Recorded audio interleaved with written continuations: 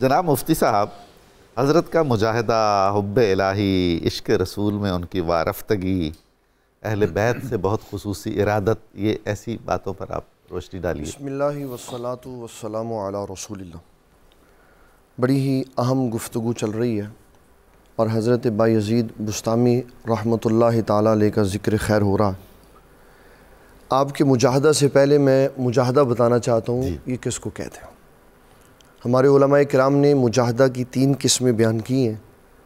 ویسے مجاہدہ کا معنی ہوتا ہے جد و جہد کرنا، کوشش کرنا جی، اور مجاہدہ جب ذات کے اعتبار سے ہوگا تو اس کے معنی ہوں گے برے خیالات کو دور کرنا اور ذہن کو پاکیزہ کرنا۔ سبحان اللہ۔ اور جب یہ مجاہدہ دل کے اعتبار سے ہوگا تو اس کا معنی یہ ہے کہ اپنے دل کو اللہ تعالیٰ جل جلالہ کی عبادت کے لیے آمادہ کرنا، واہ، اور اپنے دل کے اندر موجود سستی اور کاہلی کو ختم کرنا۔ اور جب یہ مجاہدہ نبی صلی اللہ تعالیٰ علیہ وسلم کی صفات کا مظہر بننے کے لیے ہوگا تو پھر اس کا معنی یہ ہوگا کہ اپنے اخلاق نبی صلی اللہ علیہ وسلم کے ارشادات کے مطابق بنائے جائیں۔ اس قدر جامع ہے یہ لفظ۔ جی، اور یہ مجاہدہ تینوں کیفیات میں حضرت بایزید بسطامی کی ذات کے اندر واہ، سبحان اللہ۔ اور آپ کی جو اللہ تعالیٰ سے محبت اور وارفتگی تھی اس میں حضرت بایزید بسطامی رحمۃ اللہ تعالیٰ علیہ کے بارے میں مورخین نے لکھا، آپ نے کبھی دعا میں ہماری طرح اللہ تعالیٰ سے چیزوں کا مطالبہ نہیں کیا۔ کمال ہو گئی ہے کہ یا اللہ ہمیں یہ چاہیے، یا اللہ مجھے یہ چاہیے، یا اللہ مجھے چاہیے۔ جب دعا کرتے تھے تو یہ کہتے تھے یا اللہ تو چاہیے، سبحان اللہ، یا سبحان اللہ تیری ذات چاہیے، واہ واہ، تیری خوشنودی چاہیے، تیری رضا چاہیے، اور جس چیز سے تو راضی ہے ہمیں وہ شاید چاہیے۔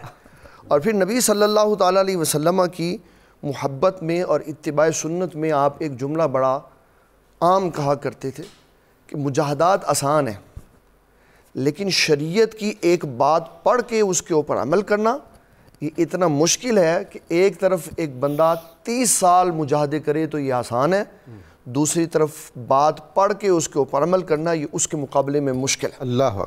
اس کی وجہ کیا ہے؟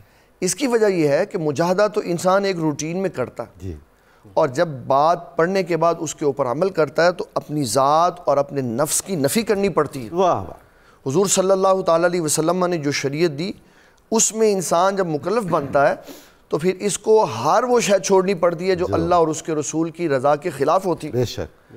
اور آپ اکثر یہ کہا کرتے تھے کہ بندہ مومن بندہ بنتا ہی تب ہے جب اوامر و نواہی میں اپنے آپ کو اپنے رب کے احکامات کے تابع کر دیتا ہے، سبحان اللہ، سبحان۔ اور جو شخص تابع ہی نہیں کرتا اس کو کبھی اس چیز کی لذت ہی نہیں آئی کہ ولی اللہ کیا ہوتا۔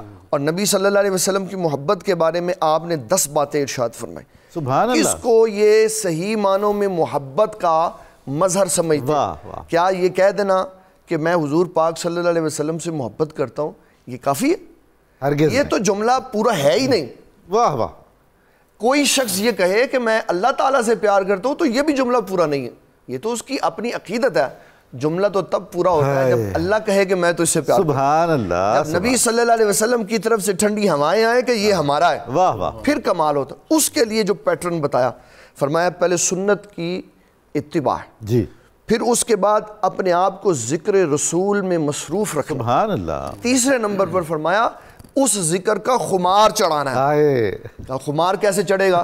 کہا جہاں تم گزرو، جہاں سے تم آؤ، جہاں کی طرف تم جاؤ وہاں سے تمہارے گزرنے سے سنت زندہ ہو، ہاں ہاں ہاں، تو پھر یہ سنت کا خمار ہے۔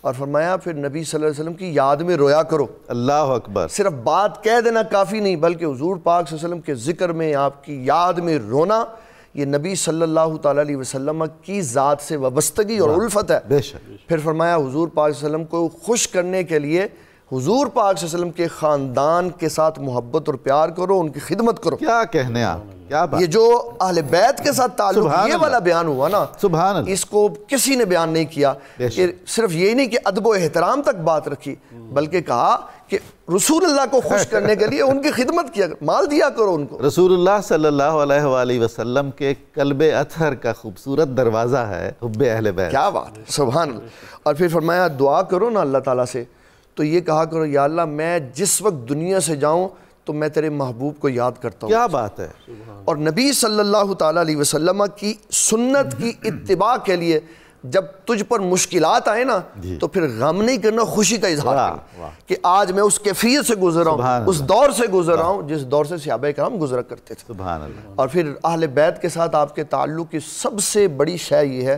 کہ آپ نے اہل بیت کے گھرانے سے جو روحانی طور پر علوم و فنون حاصل کیے حضرت امام جعفر صادق سے، سبحان اللہ، وہ آپ کی زندگی کا انوکھا ایک منظر ہے۔ کوئی بھی شخص اہل بیت سے فیض یافتہ ہونے کے بغیر اللہ کی اور رسول اللہ کی بارگاہ میں نہیں پہنچ سکتا۔ کیا بات ہے۔ امام ابو حنیفہ رضی اللہ تعالیٰ عنہ فرمایا کرتے تھے اگر 2 سال میں نہ رہتا اہل بیت کے قدموں میں تو اتنا فیضان نہ ہوتا۔ تو یہ بتایا ہے کہ محبت اہل بیت، اس میں ہمارے شیخ طریقت یہ فرمایا کرتے تھے کہ حضرت بایزید بستامی کا ایک جملہ لوگوں کو سمجھنا چاہیے، کبھی بھی یہ نہیں ہو سکتا کہ اللہ آپ کی بات مانے گا، یہ نہیں ہوگا، پہلے آپ اللہ کی بات مانیں گے۔ سبحان اللہ۔ اور اس پہ ہمارے شیخ فرمایا کرتے تھے چھڑ اپنی رضا من رب دی رضا، رب تیری رضا پھر منے گا۔ کیا بات ہے۔ آج ہم اپنا پیٹرن چینج کر کہتے ہیں پہلے اللہ مجھے کچھ دے پھر میں کروں گا، نہ پہلے اللہ کی عبادت کر، اس کو اپنا رب مان، پھر اس کے فرمائے بتائے ہوئے فرامین کے اوپر عمل کر، پھر وہ دیکھ کیا کرے گا۔ کہا پھر وہ یہ فضل، یہ کرم، یہ عنایات فرمائے گا کہ اللہ تبارک و تعالی زمین کیا لوح محفوظ تیرے حکم کے مطابق موڑ دے۔ سبحان اللہ، سبحان اللہ، بہت